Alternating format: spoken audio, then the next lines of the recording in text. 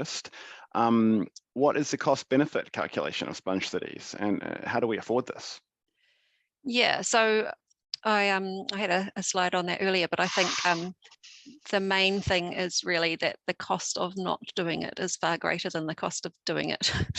So that stat there about it can be as much as 10 to 1 in terms of you might end up paying 10 times more if you don't invest early in an adaptation.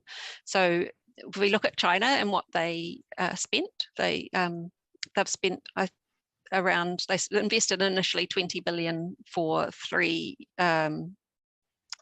for the first 3 years, they invested $20 billion over 16 pilot cities. So we're talking about billions of dollars here, but if you compare that to what we are already spending on grey infrastructure, that sort of puts that into perspective. I guess we're expecting to spend around 30 to $50 billion, I think it is, over the next 15 years to renew our wastewater networks, our three waters network, including wastewater, stormwater, and drinking water.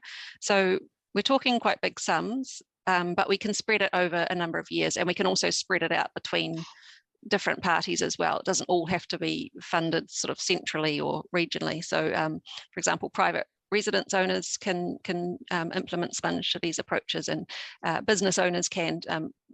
Some of the research I saw was that using industrial area to insert green infrastructure there can have a huge impact on flood risk.